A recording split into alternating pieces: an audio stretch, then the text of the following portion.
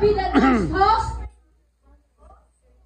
91 ba doon? O 1999? O 1991? So 92. 92. 92 and 93? O sa number mo sa lang. Alright, we call on representatives or the attendees of year 1992 and 1993 to Si Juan. responsibility Ikaw, Engineer to Juan. host next alumni homecoming. Hindi ko kabag ano sa ang tuig ni Ay. next year, ma'am, Arlene?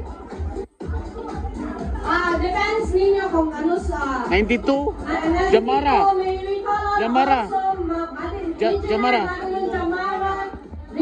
Richard or Omega.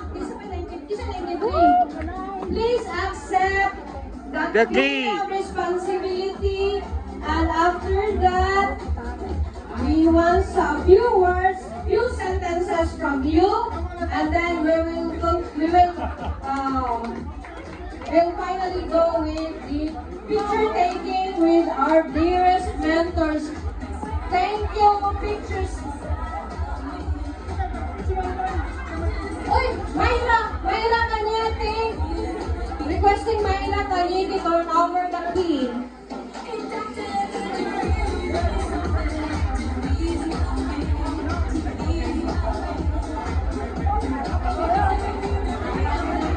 $2025. For 2025, then 2026. May please turn over the key. I turn over this is K. So 2025 batch 1990 and 91 will be turned over to batch 92 and 93. Batch 91 to Next year. 92 and 93. Listen. Oy, 93 alumni. Asaman. Please. eh. Okay.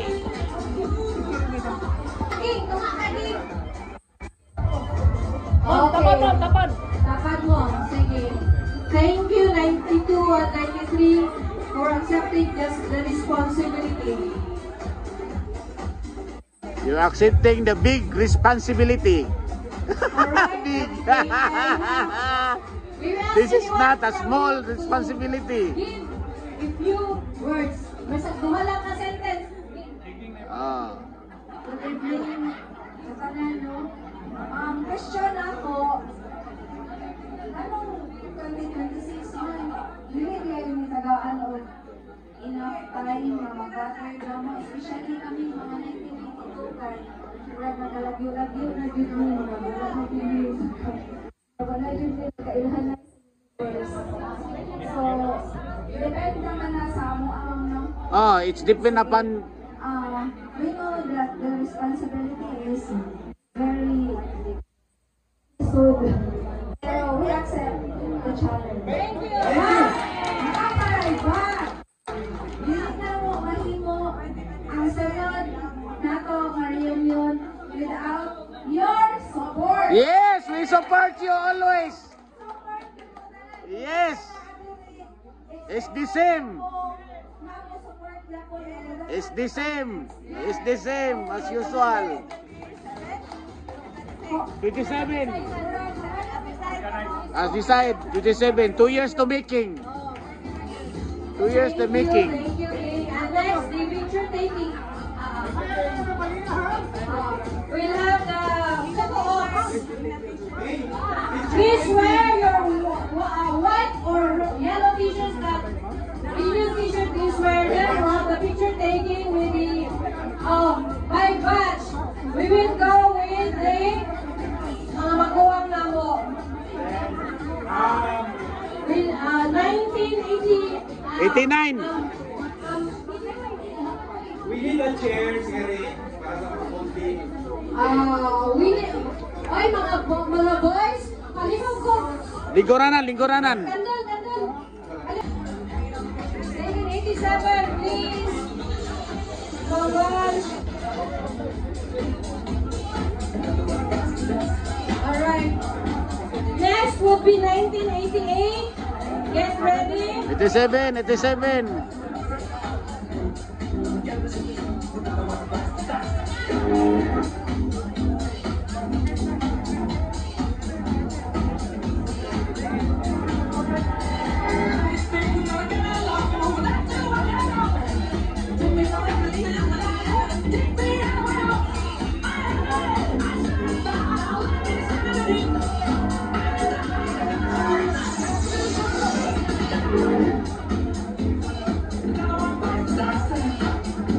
Alright, done. Done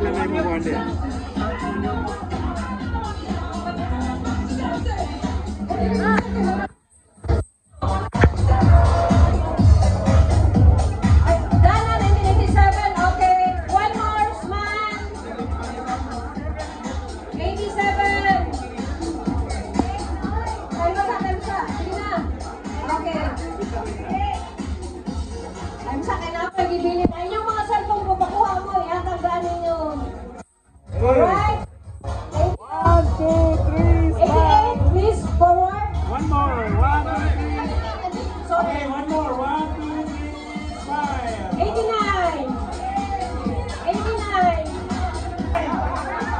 guys, we have 28 attendees registered. We have 28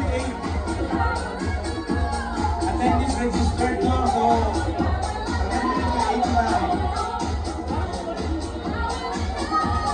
The biggest crowd. Grabe ang ilang photo.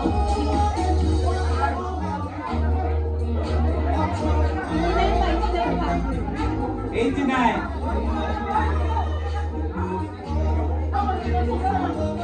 Okay. Biggest crowd. Thank you, 89. 1, 2, 3, 5. Alright. Number 1, 2, 3, 4, 5. Tapay na yung cellphone. Okay, 1, 2, 3, 5. Okay, that's it. 89, 90, 90. 90.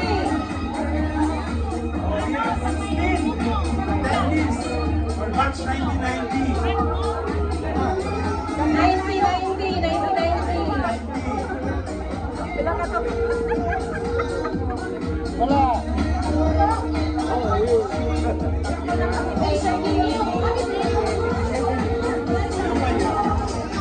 Bring your Ay, chair. photo kay kamera mo.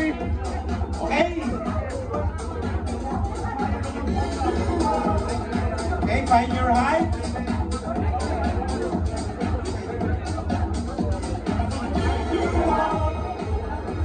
Alright.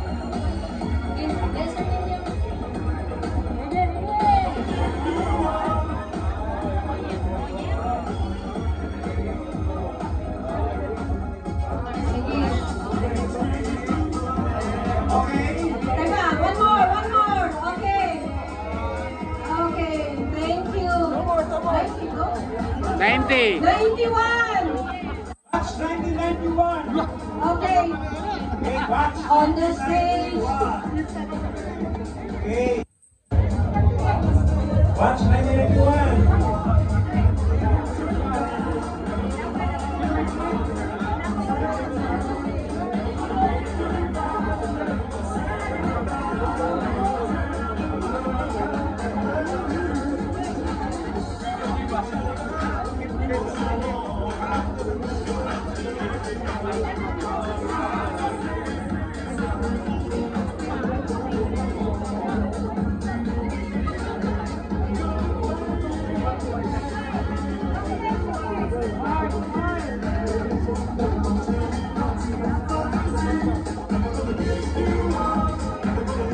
Okay. Next. Watch 1992. 1992. Inyong hagin yung kwan. Inyong hagin yung platform. 92.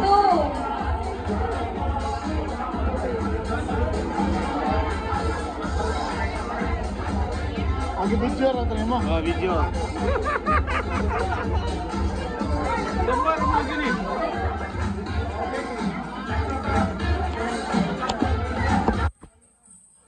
Tulur ako.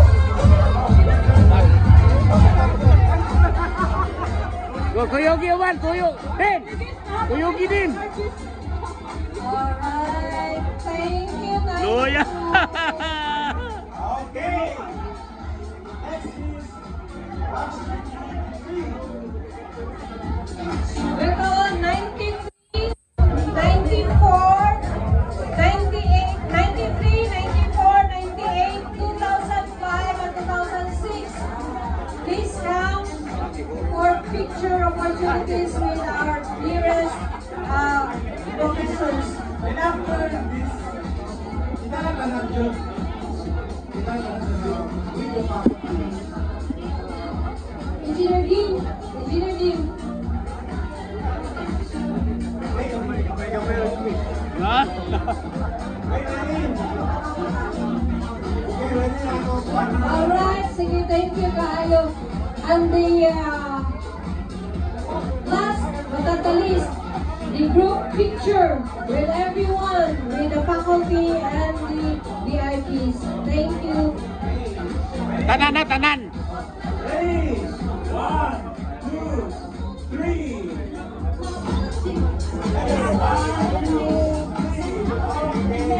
Alright, Group picture.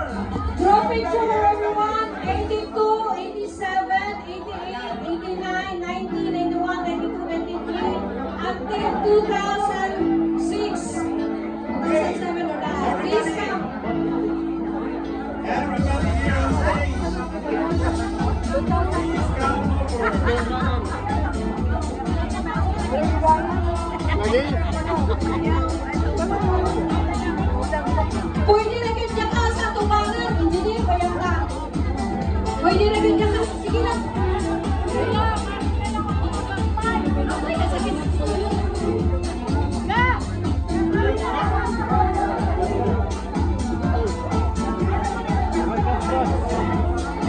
Mayra, dali, Mayra. Mayra, dali, Mayra.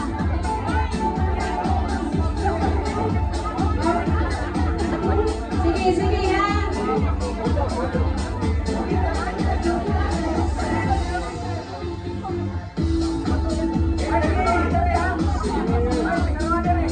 Ready? 1, 2, 3.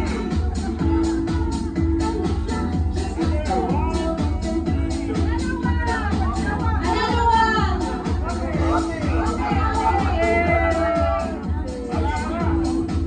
Thank you. Thank you so much. Thank you so much. Thank you so much for coming. Agoy, kanisan iba na agoy. Agoy. Very proud of Mr. Wilson po.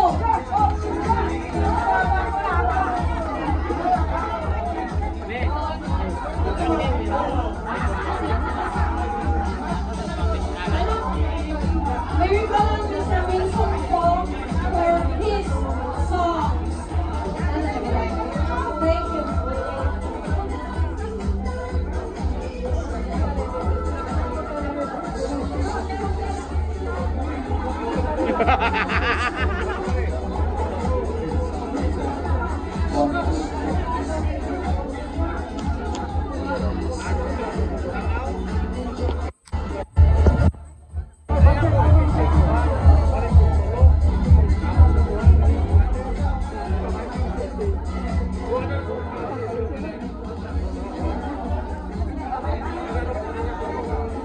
Ako ang group, no?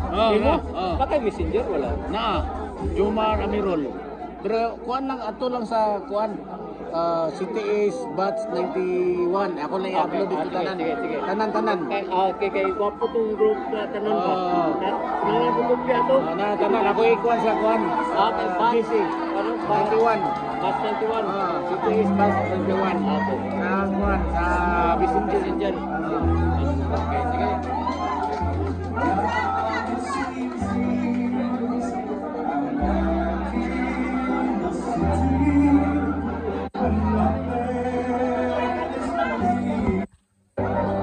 Thoughts of me, holding you, ringing my sleep.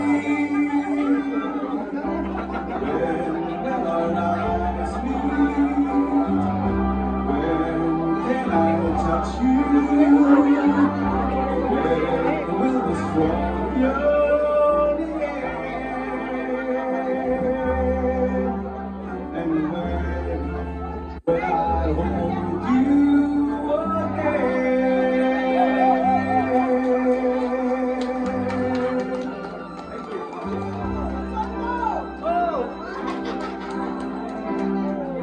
Time in life to be away too long.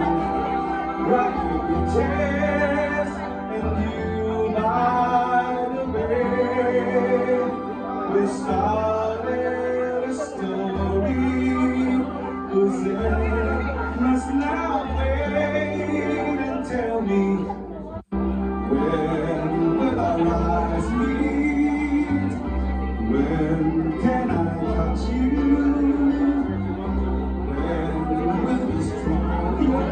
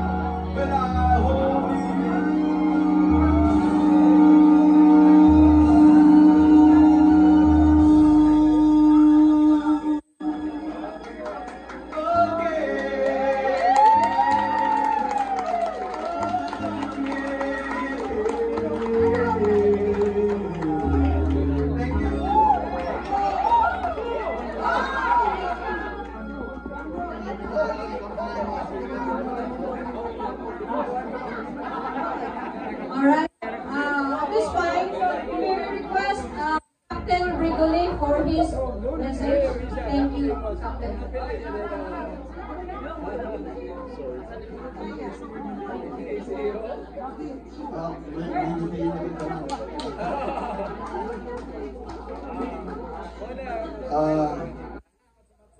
First of all, I would like to thank the Lord for having us here, for the blessings that He gave us, all of us, not only me. I know that our motto for tonight is journey through times. So each one of us have different journeys in our life. Actually, a little bit of background on saan ako galing. CTS is very close to my heart. Why? Because my parents, my mom is teaching in UC. My father used to teach as well in Cebu Technical School. And I'm very thankful to the administration also and of the CTS. Not only because during those times that I was studying, I used to have a lot of promissory notes. I'm very thankful for that. Kasi hindi naman kami mayaman eh. Ano lang kami, average. So, that's the reason why parati kami may promissory notes about exam. Secondly, I would like to thank all my teachers as well. I know our batch will agree that all of us are very inspired to go to school every day. Why? Because those times our teachers are very young and young and sexy. So I know that you will not deny that. So yes, for the junior ones, you can guess our age. We're almost dual citizen as well. Secondly, that's third. I would like to add to what Father said as an inspirational message for all of us. The only word that I abide on myself until now is fear. Fear, why? Because whenever I feel, I have fear in something, I always try to conquer that fear. But first of all, my fear with God is the one guiding me. So before, my first fear was like when I was separated by my grandma. I was still very young. I don't want to go away from her. And I always bring her saya. You know what saya is? And I always smell it because I couldn't bear without her. And then I conquered that fear. And then I went to high school. I went to Don Bosco because I want to be a priest as well, like Father here. Unfortunately, the calling from God is not for that certain profession. But that's also because of fear. My childhood days, not so enjoyable. I'm always surrounded by fear. Fear of my neighbors, fear of my parents, fear of what will happen to me, and fear of not attaining what I've attained today. Because before, when I graduated high school, my mom asked me, what to do. I said, I want to be a pilot. But unfortunately, that's very expensive. So, but because of that, I don't want me to be, you just a graduate of college or whatsoever. I want to have a certain prefix for my name, like engineer or consultant or whatever we call it. Because maybe I was inspired by my the siblings of my mother, that they are engineers, architects, or whatsoever. So I grew up with that. Until one day, I thought of like, oh, I will be an engineer, so that I will have a British engineering degree, JCC. Unfortunately, again, that's not what the Lord is planning for me. What the Lord was planned for me was the first that I love, to become a pilot, without spending any single time. To tell you frankly, I was working as a bodyguard with Atornico. That time he was running for vice mayor. And then because I don't want, when I graduated, I'm a person that is very independent, and I don't want to ask allowances from my mom or father, because I know how my mom supports us. So I look for ways, even our teacher here, Mrs. Sen, I used to be a boy of, sweeping floors of a club in Cologne, just to teach Kung Fu. And have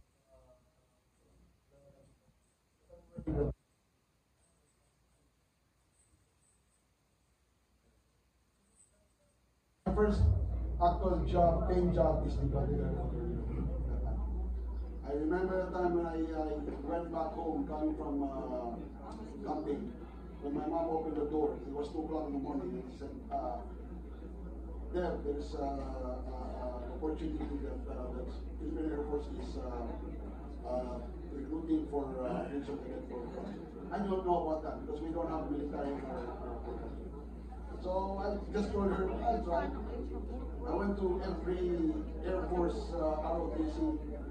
I couldn't get any single form because it's all, out. So I went to Mactan. I asked for it. Fortunately, I passed 2 exams. I went to Manila by boat because I don't know. 700 pesos. So, so that,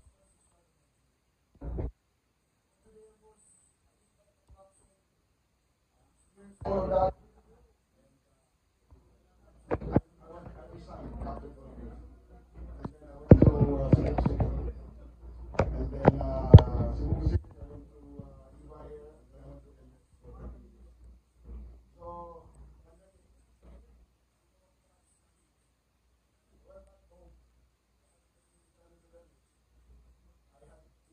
I stand by for 3 years and all my siblings are gone. Even my wife is sometimes crying and waking up in the morning. How are we going to survive? But of course, fear is always there, and always fear with God, and God provides. That's how I conquer that fear. And then one day, there were actually 4 companies that told me that. But God really has a good plan for us if you only trust God. Why? The first one was a cargo that did not came through. Second was the owner of the ABS-CBN, they wanted to fly their aircraft. It didn't push through. The third one was Santico. Everybody knows. Yeah. The head of the aviation there is my classmate. So he asked me if I can fly his jet. But that time they were still negotiating the jet of SMC to be bought. So I told him, okay, I will do it. No worries, because I had I also owe him something because I borrowed his helicopter to renew my my helicopter license in the Philippines, because all my licenses in the Philippines are expired. So what happened was, AirAsia called me up. I said, I will pay your rating because I don't have rating in Airbus. We'll pay your rating, that's around $32,000 for the rating, and then you'll do work for us. So 1 week, when I was on ground school in the, what do you call this, AirAsia, something called me up. I said, can you work for me? I said, I'm sorry, I really missed my time with AirAsia. So God really has a good plan. Glass. So the only regret that I had on my career was being not an engineer. Why? Because when I was in Dubai working with Emirates, every engineer there in Etisalat has bonuses thrice a year. But us, it's like occasional. It's like if the company works, if the company makes money, we can have engineers 3 times a week, a year. I said, I think I'm not on the right track, being an engineering graduate. So that's the only. And second is, if I became an engineer, I should have been a contractor nowadays. I should be. sorry, that's all. I mean, thank you very much, everybody, for coming. I hope this will be a continuous effort. Continuous activity for us. I'm really sorry about not committing right away for my time, but it just so happened that one of my flights was cancelled today, so that's why I came. Thank you very much.